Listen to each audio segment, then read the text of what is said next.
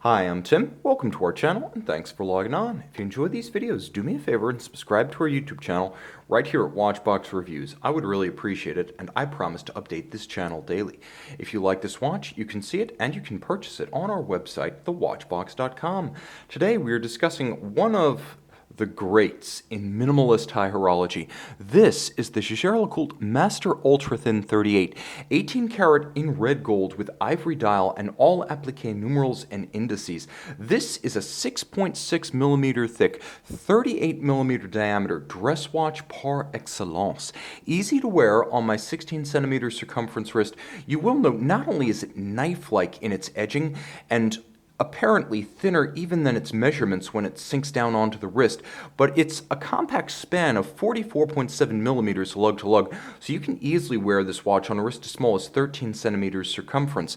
The spacing between the lugs is notably modern, as JLC decided the spacing would be 21 millimeters, so though the watch is ultra thin and traditionally proportioned, it has a modern stance and footing on the wrist. It looks very contemporary in that regard.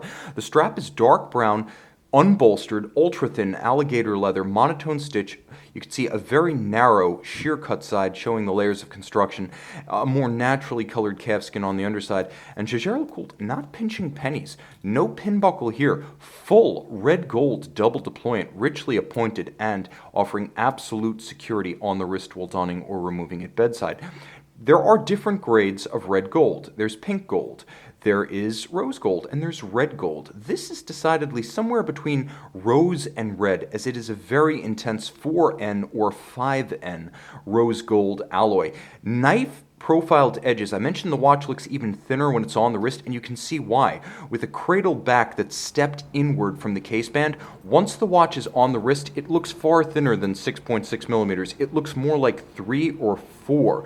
So an impressive and remarkably thin work of horological art. We'll talk about the interior in a moment, but we should mind the dial. Again, no corners cut here and no expense spared. Rose gold hands at center, all applique polished, and I should say diamond polished, hand applied dart style indices that are all faceted. Likewise, quarter Arabics, all hand applied, and a dimple style minutes track outboard with Dauphine style rose gold hour and minute hand at center, which you will note are faceted and half frosted for contrast. The dial base is a rich ivory. It's not exactly a gloss, it's a semi-gloss finish, so it doesn't have the look of polished glass, which might be a bit much for an understated dress watch, but nor is it as flat and lifeless as a matte finish would be. You will note that there is a grace to the form of these lugs. Even these have been sculpted, self-consciously designed to be artful and minimalist, and JLC uses a semi-curved spring bar so that the lugs can be drilled closer to the case without bringing the strap into contact with the flank of the case. Inside, oh, this is going to be a challenge to capture on camera, but I'm up for the challenge. Jaeger-LeCoultre caliber 849, I may as well wind it. You can see it's almost as though the stem tube has been shrink wrapped around the stem assembly. Fire it up.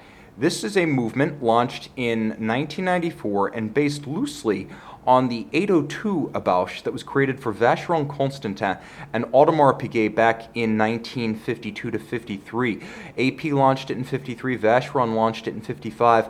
Both companies still use a descendant of this movement, and it's almost a dead ringer for this caliber in their own watches. Now, this is the 19 jewel manual wind, roughly 36 to 37-hour power reserve caliber 849. The caliber itself is 1.85 millimeters thick. It beats away at 3 hertz. It features blued screws, all kiln fired and oxidized. Cote de Genève. There is an even and richly turned perlage on the base plate of the movement, and the regulator itself has been black polished. There's a spiral, or I should say semi-spiral sunburst grain on the ratchet wheel as well as the crown wheel, and it's like a case study in watchmaking, as you can see the crown wheel turning the ratchet wheel, which sits on top of the barrel, the click preventing the barrel from running backwards, the barrel driving the center wheel, and then the third wheel, fourth wheel, a shock-protected escape wheel, and then the anchor impulsing the balance, which is quite large in proportion to the movement. As you'll note, it's about 1/3 the diameter of the entire caliber.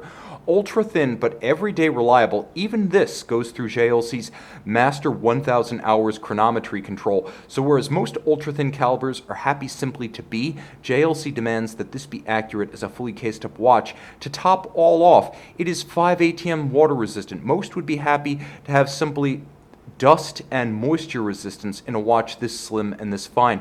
Others 2 to 3 ATM. JLC going above and beyond to make this your daily companion. 5 ATM or 50 meters. Don't swim with it, but it's nice to know you've got an extra margin for error. JLC with the Master Ultra Thin 38. See it on the watch box.